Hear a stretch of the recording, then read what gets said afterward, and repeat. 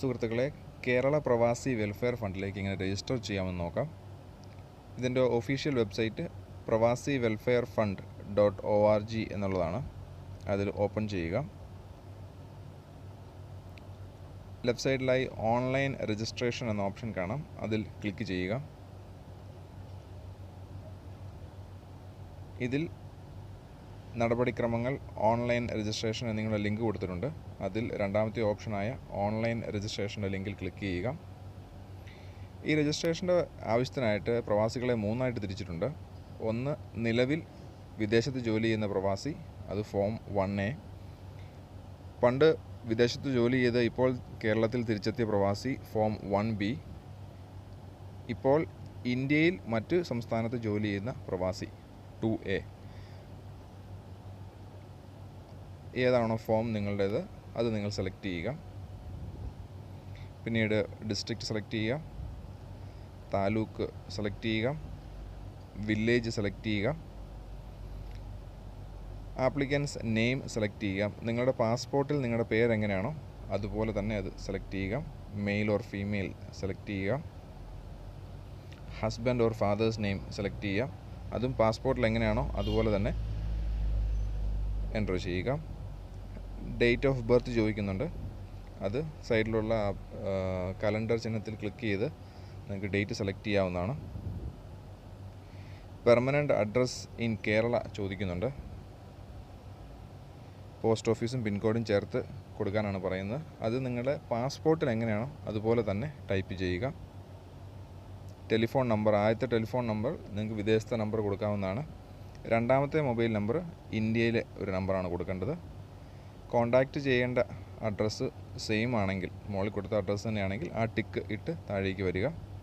Email address കൊടുക്കുക. അതിന് മുമ്പായി പിൻകോഡ് കൊടുക്കാനുള്ള ഓപ്ഷനുണ്ട്. പിന്നീട് നോർക്കയുടെ ഐഡൻറ്റിറ്റി ഉണ്ടെങ്കിൽ, അല്ലെങ്കിൽ നോർക്കയുടെ രജിസ്ട്രേഷൻ ഉണ്ടെങ്കിൽ, ഐഡൻറ്റിറ്റി കാർഡ് ഉണ്ടെങ്കിൽ അതിൻ്റെ ഡീറ്റെയിൽസ് കൊടുക്കാനുള്ള ഓപ്ഷനാണ്. പാസ്പോർട്ട് നമ്പർ കൊടുക്കുക. പാസ്പോർട്ടിൻ്റെ എക്സ്പയറി ഡേറ്റ് കൊടുക്കുക. പാസ്പോർട്ട് ഇഷ്യൂ ചെയ്ത സ്ഥലം ഏതാണെന്നുള്ളത് കൊടുക്കുക. നോർക്കയുടെ ഐഡൻറ്റിറ്റി കാർഡ് ഇല്ലാത്തവർ പാസ്പോർട്ടിൻ്റെ ഒരു കോപ്പി ഈ ആപ്ലിക്കേഷൻ്റെ ഫോമിൻ്റെ കൂടെ അറ്റാച്ച് ചെയ്യേണ്ടതാണ്. അത് എന്താണെന്ന് പിന്നീട് പറയാം. ഒരു ഫോം കോപ്പി അറ്റാച്ച് ചെയ്യേണ്ടതാണ്. നമ്മുടെ എംപ്ലോയ്മെൻറ്റ് കാറ്റഗറി ചോദിച്ചിട്ടുണ്ട്. അത് സെലക്ട് ചെയ്യുക. ഏത് രാജ്യത്താണ് നമ്മൾ ഇപ്പോൾ നിലവിൽ വർക്ക് ചെയ്യുന്നതെന്ന് സെലക്ട് ചെയ്യുക.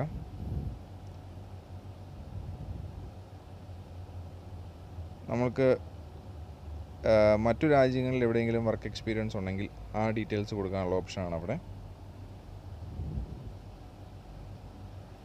ഡേറ്റ് ഓഫ് റെസിഡൻസ്, നമ്മൾ എന്ന് മുതലാണ് ആ രാജ്യത്ത് വന്നത് എന്നുള്ള ഡേറ്റ് അവിടെ കൊടുക്കുക. നമ്മുടെ വിസ നമ്പർ കൊടുക്കാനുള്ള ഓപ്ഷനാണ് അടുത്തത്. വിസ നമ്പറും വിസ ഡേറ്റും കൊടുക്കുക. ഇപ്പോൾ നിങ്ങൾ രാജ്യത്തെത്തി, അവിടെ വിസ കഴിഞ്ഞു, നിങ്ങൾക്ക് അവിടുത്തെ ID കാർഡ് ലഭിച്ചെങ്കിൽ അവിടുത്തെ ID നമ്പറും എക്സ്പയറി ഡേറ്റും കൊടുക്കുക. പിന്നെ അതുപോലെ ഏത് രാജ്യത്താണ് നിങ്ങൾക്ക് ഈ വിസ ഇഷ്യൂ ചെയ്തിരിക്കുന്ന ആ രാജ്യത്തിൻ്റെ ഡീറ്റെയിൽസ് കൊടുക്കുക. ഏത് രാജ്യത്താണോ ഇഷ്യൂ ചെയ്ത് ആ രാജ്യത്തിൻ്റെ പേര് കൊടുക്കുക. അപ്പോൾ നമ്മൾ ID ഒരു കോപ്പിയും ആപ്ലിക്കേഷൻ ഫോമിൻ്റെ കൂടെ അറ്റാച്ച് ചെയ്യണമെന്ന് അവിടെ മെൻഷൻ ചെയ്തിട്ടുണ്ട്. വിദേശത്തെ നമ്മുടെ അഡ്രസ്സ് അവിടെ മെൻഷൻ ചെയ്യുക. നമ്മുടെ എഡ്യൂക്കേഷണൽ ക്വാളിഫിക്കേഷൻ കൊടുക്കണം.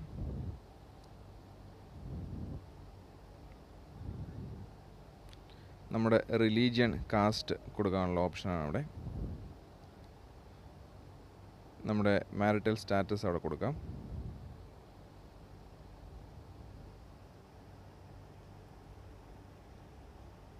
മറ്റേതെങ്കിലും വെൽഫെയർ ഫണ്ടിൽ അംഗമാണോ എന്നുള്ള ചോദ്യമാണ്. അംഗമാണെങ്കിൽ യെസ് കൊടുത്തിട്ട് അതിൻ്റെ ഡീറ്റെയിൽസ് കൊടുക്കാം.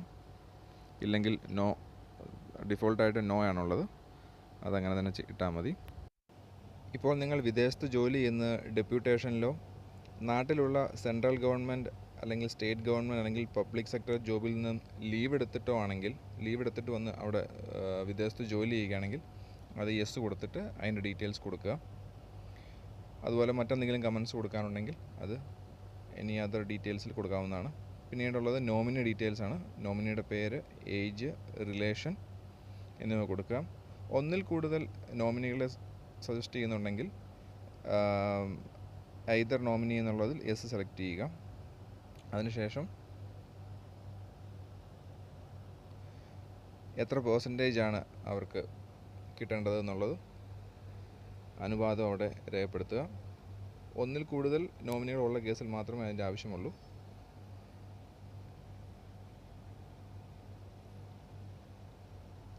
അതിനുശേഷം ഇതിൽ നമ്മുടെ ഫോട്ടോയും സിഗ്നേച്ചറും അപ്ലോഡ് ചെയ്യേണ്ടതായിട്ടുണ്ട്. റീസെൻ്റ് ആയിട്ടുള്ള ഫോട്ടോയും സിഗ്നേച്ചറിൻ്റെയും ഒരു സ്കാൻ നമ്മൾ അപ്ലോഡ് ചെയ്യണം.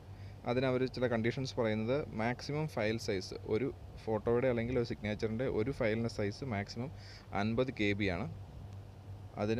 അത് JPG, GIF അല്ലെങ്കിൽ BNB ഫോർമാറ്റിൽ ആകാവുന്നതാണ് ആ ഫയൽ.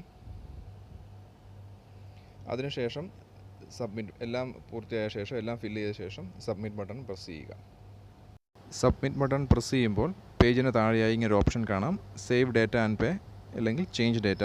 എന്തെങ്കിലും ഡേറ്റ ചേഞ്ച് ചെയ്യണമെങ്കിൽ ചേഞ്ച് ഡേറ്റ പ്രസ് ചെയ്ത് മാറ്റാവുന്നതാണ്. ഇനി അതല്ല, എല്ലാം കൺഫേം ആണെന്നുണ്ടെങ്കിൽ save date and pay click ചെയ്യുക. Save and pay option press ചെയ്ത് കഴിയുമ്പോൾ your application is accepted, your application number എന്ന് പറഞ്ഞിട്ട് മുകളിലൊരു മെസ്സേജ് വരും. ആപ്ലിക്കേഷൻ നമ്പർ നിങ്ങൾ മസ്റ്റായിട്ടും നോട്ട് ചെയ്ത് വെക്കുക, ഫ്യൂച്ചർ റെഫറൻസിന് ആവശ്യമാണ്.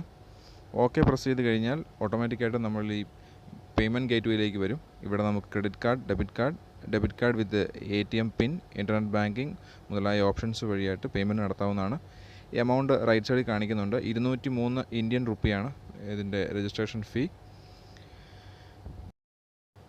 പേയ്മെൻറ്റ് ചെയ്ത് കഴിയുമ്പോൾ registration and payment successfully completed എന്നൊരു മെസ്സേജ് നമുക്ക് പേജിൻ്റെ മുകളിലായി കാണാവുന്നതാണ്. ഈ മെസ്സേജ് ബോക്സിലെ ഓക്കെ ബട്ടൺ പ്രസ് ചെയ്ത് കഴിഞ്ഞാൽ PDF ഫോർമാറ്റുള്ള നമ്മുടെ ആപ്ലിക്കേഷൻ ഫോം വിൻഡോയിൽ കാണാവുന്നതാണ്. ഇത് നമ്മൾക്ക് ഇവിടെ നിന്നും ഡയറക്റ്റായിട്ട് പ്രിൻ്റ് കൊടുക്കുകയോ സിസ്റ്റത്തിലേക്ക് സേവ് ചെയ്യുകയോ ചെയ്യാവുന്നതാണ്. ആ PDF-ലുള്ള 1-2 മെയിൻ പോർഷൻസ് നമുക്ക് നോക്കാം.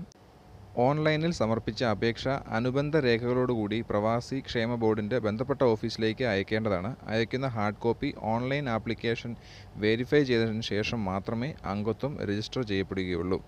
അപേക്ഷയുടെ കൂടെ സമർപ്പിക്കേണ്ട രേഖകൾ I1A കാറ്റഗറിയാണ് പറയുന്നത്. ജനനത്തീയതി തെളിയിക്കുന്ന രേഖയുടെ സ്വയം സാക്ഷ്യപ്പെടുത്തിയ പകർപ്പ്, സ്വയം സാക്ഷ്യപ്പെടുത്തിയ പാസ്പോർട്ടിൻ്റെ പകർപ്പ്, സ്വയം സാക്ഷ്യപ്പെടുത്തിയ പ്രാബല്യത്തിലുള്ള വിസയുടെ പകർപ്പ് എന്നിവയാണ് നമ്മൾ അറ്റാച്ച് ചെയ്യേണ്ട ഡോക്യുമെൻറ്റ്സ്.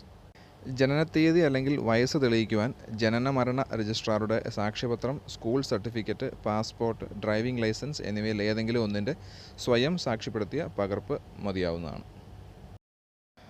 അതായത് ഈ PDF-ൻ്റെ പ്രിൻ്റൗട്ടും അനുബന്ധ രേഖകളും ഓരോ ജില്ലക്കാർക്കും അവരവർക്ക് അലൗട്ട് ചെയ്തിട്ടുള്ള വെൽഫെയർ ബോർഡിൻ്റെ ഓഫീസിലേക്ക് അയക്കേണ്ടതാണ്. തിരുവനന്തപുരം, കൊല്ലം, പത്തനംതിട്ട ജില്ലയിലുള്ളവർ തിരുവനന്തപുരം ഓഫീസിലേക്കും, ആലപ്പുഴ, കോട്ടയം, എറണാകുളം, ഇടുക്കി, തൃശ്ശൂർ ജില്ലയിലുള്ളവർ എറണാകുളം ഓഫീസിലേക്കും, പാലക്കാട്, മലപ്പുറം, കോഴിക്കോട്, വയനാട്, കണ്ണൂർ, കാസർഗോഡ് ജില്ലക്കാർ കോഴിക്കോട് ഓഫീസിലേക്കുമാണ് അയക്കേണ്ടത്. നമ്മൾ വെൽഫെയർ ബോർഡ് ഓഫീസിലേക്ക് അയക്കുന്ന ഈ രേഖകൾ അവിടുത്തെ അധികാരികൾ ചെക്ക് ചെയ്ത ശേഷം മാത്രമാണ് നമ്മുടെ രജിസ്ട്രേഷൻ അപ്രൂവ് ചെയ്യുക. ഇതിന് ചിലപ്പോൾ 1.5 മുതൽ 2 മാസം വരെ സമയമെടുക്കുന്നതാണ്. അപ്രൂവ് ആയതിനു ശേഷം നമ്മൾക്ക് ഒരു 10 അക്ക അംഗത്വ നമ്പർ അവർ അയച്ചു തരുന്നതാണ്. Thank you for watching this video. നിങ്ങളുടെ അറിവുകളും സംശയങ്ങളും ഈ വീഡിയോയിൽ കമൻ്റായി ചേർക്കുക. വീഡിയോ ഇഷ്ടപ്പെട്ടാൽ ലൈക്ക് ചെയ്യുക, ചാനൽ സബ്സ്ക്രൈബ് ചെയ്യുക.